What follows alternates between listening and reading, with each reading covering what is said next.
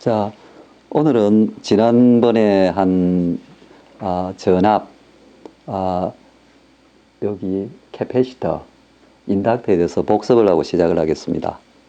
그래서 전압이란 지난번에 얘기한 대로 번개전자에다 누를 앞자를 쓰면 되죠.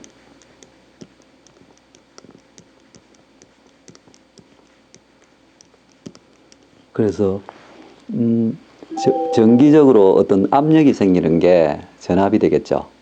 그래서 전압 부위는 어떤 전개, 일렉트릭 필드가 전개가 되겠죠. 전개 일렉트릭 필드에다가 거리를 곱하면 되겠습니다.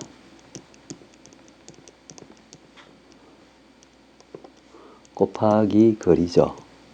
그래서 예를 들어서 어떤 A점하고 B점이 있을 때 지금 B점에 대한 A점의 전압을 VAB라고 할 때 그 사이에 일렉트릭 필드가 E가 있으면은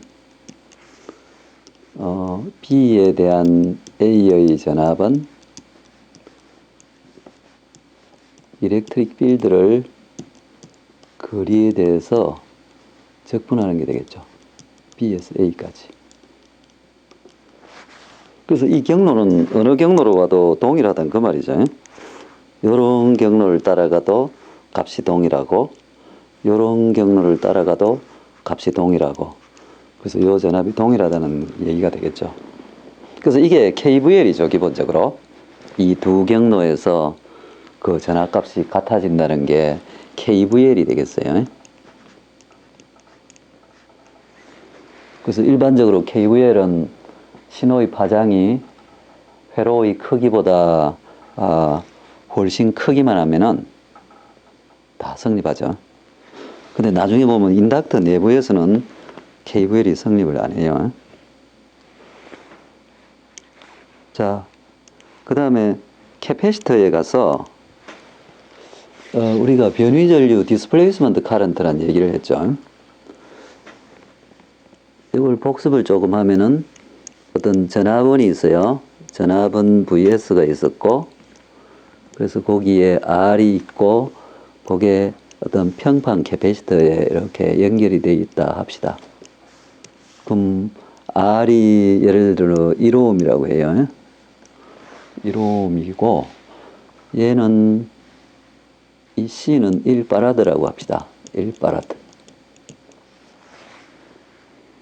그래서 초기에 전압이 VS 전압이 0볼트였어요. 0볼트였다가 그러면 T가 네거티브일 때는 계속 0볼트니까 요 캐패시터 전압도 0볼트였어요. 요 캐패시터 양단 전압도 0볼트였어요. V도 요건 VS고 캐패시터 전압을 우리가 VC라고 그럽시다. VC도 0볼트죠. T가 네거티브일 때는.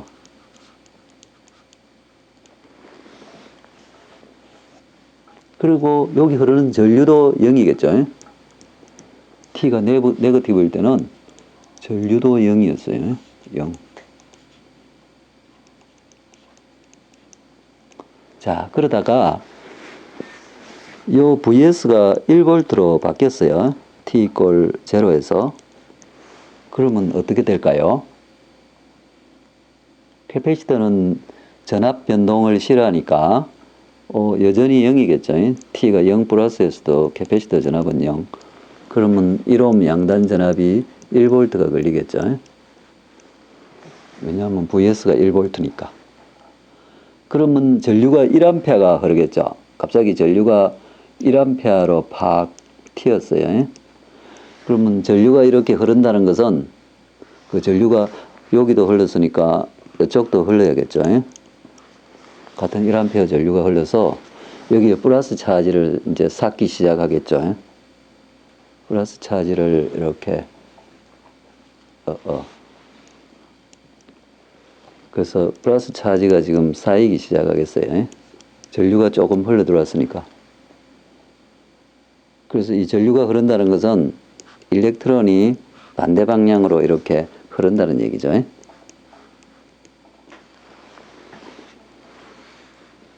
그래서 일렉트론이 도선을 타고 지금 이 금속 정극하고 이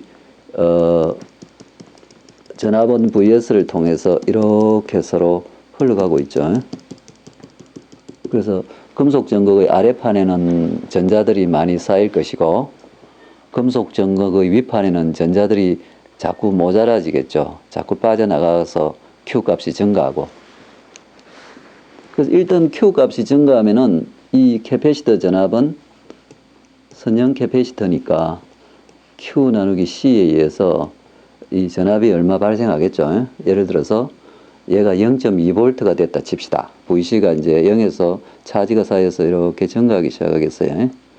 그래서 얘가 0.2V가 되면은 이 1옴 양단 전압은 0.8V가 돼서 전류는 0.8A로 줄어들었겠죠. 그래서 캐패시터 전압이 자꾸 증가하면은 전류가 계속 줄어들고 결국은 전류가 0으로 되면은 이제 더 이상 차지도 증가 안 하니까 이 캐패시터 전압도 증가 안 하고 그 상태가 캐패시터 전압이 1V가 되면은 1옴 양단 전압이 0이 돼서 전류가 더 이상 안 증가하고 이제 안정 상태로 들어가죠. 요게 DC 상태죠. 그래서 DC 상태는 캐패시터가 오픈 서큐트처럼 보이니까 VS 1V 전압이 캐패시터에 다 걸렸죠. 자, 이래서 이제 그냥 머무르겠죠. VS가 1V 있으면은. 자, 여기서 변위전류. 우리가 그 변위전류란 말을 했죠. 변위전류. 디스플레이스먼트 카런트.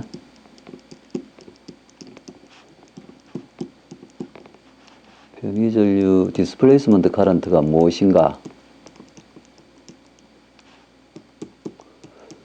그래서 지금 자, 우리가 어떤 컷셋을 통해서 봤을 때 예를 들어 컷셋에 들어가는 전류의 합은 0이다. 예를 들어서 내가 여기를 컷셋으로 잡아봅시다. 여기를.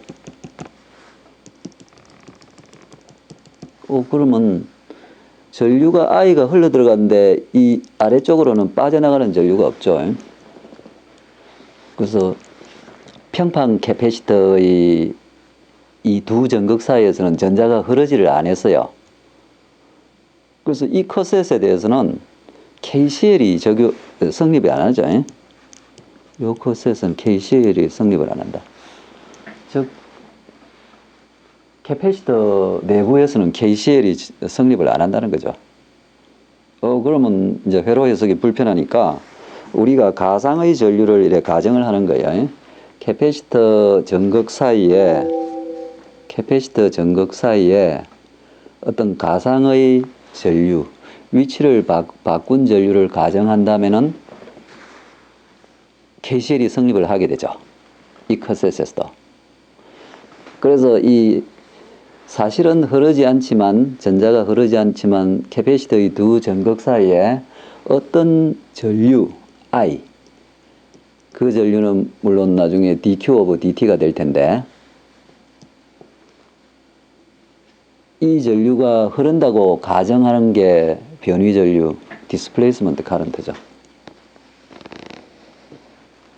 그래서 캐패시터에서 디스플레이스먼트 카런트가 있으면 KCL이 캐패시터 내부에서도 성립하게 된다.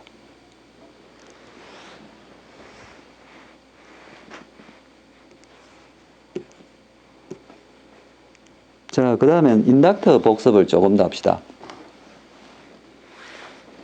자, 인덕터란 도선만 있으면은 다 인덕터가 되죠. 그러니까 전극만 있으면 인덕터다. 예를 들어서 이와 같은 어떤 금속 도선이 있었다. 여기 이제 도선만 이렇게 있으면은 인덕터가 되는 거죠.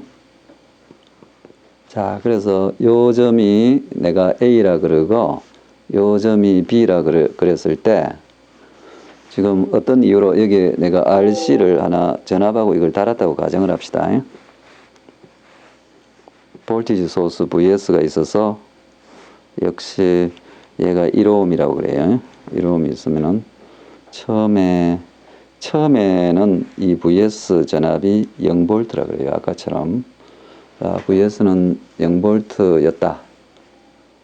그러다가 1V로 팍 가버렸어요.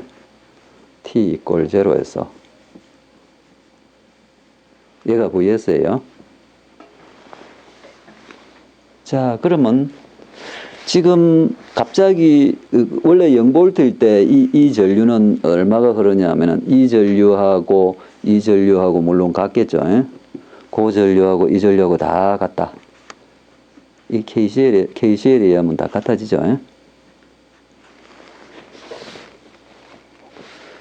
그래서 여기서 보면은 VS가 0일 때는 전류도 0이겠죠. 전류도 0이었어요. 자, 요 전류도 T = 네거티브에서는 0이었어요. 그러다가 T = 0 포지티브, 0 플러스에서 VS가 1V로 팍 가버리면은 이 위에 인덕터는 전압 변동을 전류 변화를 싫어하니까 인덕터 전류는 시간에 대해 연속이다. 자기는 전류가 변하기 싫은 거예요. 그러면 자기가 갑자기 A, B 사이에 1V의 전압을 유기를 하게 되죠. 그 VS가 1V, A, B 사이 전압이 1V가 탁 유기가 되면은 지금 이쪽은 1ohm 양단 전압은 그 순간에 여전히 0이죠. 0V죠. 지금 요 순간 말하는 거예요. 그래서 여전히 전류가 0이다. 그러다가 지금 보면은 어떤 이 전류가 나중에 조금 증가하게 돼요. 조금 증가하는데 이 전압이 0.9V로 떨어지면 1ohm에 0.1V 그래 전류가 증가해가지고 결국 나중에는 어떠냐면은 1ohm 양단에 1V가 걸려서 1A까지 증가하게 돼요. 0에서 1A까지. 그래서 이 상태에 이르면은 이 AB 양단 전압도 0V로 가버리죠. 그래서 DC 상태에서는 이 인덕터의 그 임피던스가 0이 되죠. 숏서킷이 된다. 그래서 패러데이 법칙을 이용해서 우리 인덕터 식을 알아내기 위해서 자, 패러데이 로를 한번 써봅시다. 자, 패러데이 로는 인테그랄 어떤 일렉트릭 필드를 폐회로 적분을 할 때 마이너스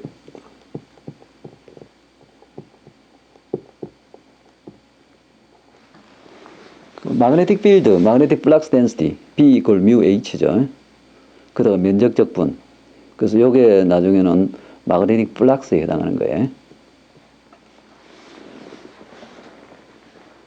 그래서 우리가 이의 폐회로 적분을 우리가 이렇게 이 방향으로 따라간다고 가정을 해봅시다. 이 폐회로를 이렇게 쫓아가는 어떤 선적분이라 생각합시다.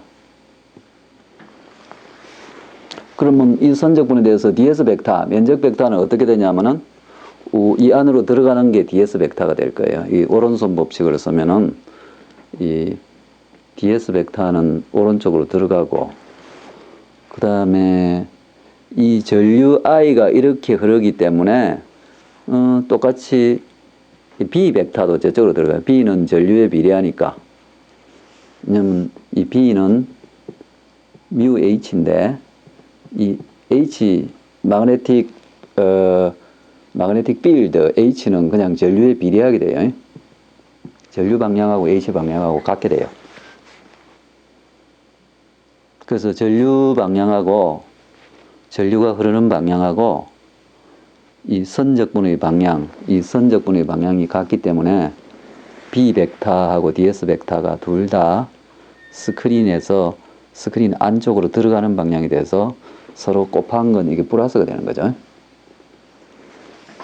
자, 그러면 이 선적분을 해볼 때 지금 여기 B에서 A까지 가는 게 B에서 A까지 가는 EDL이 있고요. EDL이 있고 그 다음에 여기 A에서 B까지 가는 게 있죠. A에서 B까지 가는 건 위로 쫓아가는 거예요. 근데 A에서 B까지 가는 건 이렇게 쫓아가면은 이게 도선이니까 일렉트릭 필드가 0이죠. 그래서 요 뒤에 값은 그냥 0이 돼요. 왜냐하면 이 도선 내에서 일렉트릭 필드가 0이 되므로.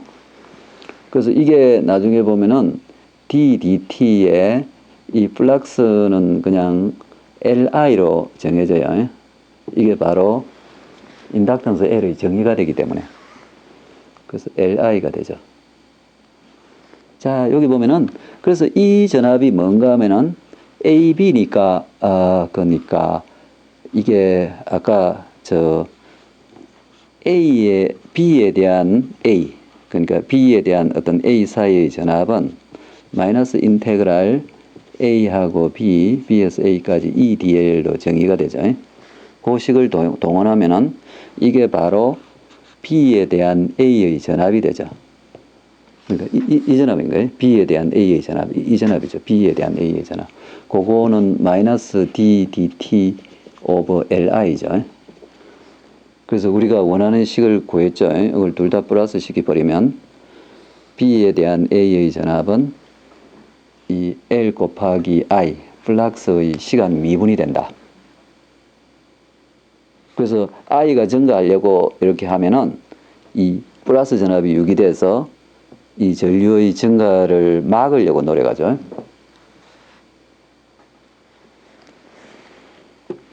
자, 그 다음에 지난번에 LCR 미터 잠깐 얘기했지만 우리 측정하고 관련해서 조금 더 자세히 합시다. 자, LCR 미터를 보면은 단자가 4개가 있다. 그래서 H 카런트하고 지금 L 카런트 그게 어떤 사인 웨이브 소스를 이렇게 사인 웨이브를 이렇게 전압을 인가하는 단자죠. 물론 사인 웨이브 소스는 무슨 소스 저항도 있고 이럴 거예요. 아이디얼이 아니니까 RS가 0이 아니라고요. 그래서 얘가 이렇게 전류를 이 테스트 DUT 테스트를 통해서 어떤 전류를 인가하고 얘가 전류 밑으로 재요. 전류 밑으로 재니까 이게 RS가 붙어 있어도 뭐 상관없어. 거기 통과하는 전류. 그 다음에 포텐시오미터 전압계가 들어서 요 사이 전압을 재죠. 요 전류는 아주 작다고 지금 생각해요. 왜냐하면 이 전압계의 저항이 아주 커서. 그래서 우리가 전류하고 전압을 쟀으니까 얘의 임피던스 J 2πf는 J 오메가는 이 측정한 전류 전압 나누기 전류 하면은 그 벡타로 나오죠. 복소수로 나올 거예요. 그래서 우리가 이 측정하는 걸 잠깐 보기 위해서 우선 저항에 대한 이 등가회로를 보면은 우리가 저항이 그냥 이렇게 등가회로라고 하는데 사실은 그 저항을 보면은 이제 저항 전극판만 있으면은 전극판 2개만 있으면 캐패시턴스가 되니까 이런 거 있고 그 신호선만 있으면 금속 도선만 있으면 기생 L이 있죠. 그래서 우리가 실제 우리가 원하는 저항값의 기생 캐패시턴스, 파라시틱 캐패시턴스하고 이 파라시틱 L이 있죠. 그래서 우리가 보통 이거 LS, RS로 재고 CP 이런 식으로 해서 각각의 값을 이렇게 꺼낼 수 있죠. 그래서 주파수마다 요 값이 조금씩 달라지죠. 마찬가지로 캐패시턴스를 보면은 얘도 보면은 캐패시턴스 그 도선이 있으니까 기생 직렬 인덕턴스가 있고 그 다음에 캐패시턴스가 있고 이 병렬 이렇게 저항이 이렇게 붙어 있어요. 여기 우리가 원하는 C인데 sorry 이게 이렇게 붙어 있는 게 아니고 이 직렬로 붙어 있어요. 직렬로. 캐패시턴스는 RLC가 이게 직렬로 보여요. 직렬 저항하고 RS, LS, 어떤 이거 우리가 CS라 할 만하죠. 이런 등가이로로 해서 우리가 각각의 값을 구할 수가 있어요. 자, 인덕터는 보면은 인덕터도 우리가 원하는 인덕터인데 뭐 그 때문에 저항도 있고 인덕터가 있으면 이 도선이 붙었으면 파라시틱 캡이 이렇게 붙어 있어요. 그래서 이건 시리즈 R에 시리즈 L에 이 패러렐 C가 되겠죠. 위에 거는 다 시리즈였고.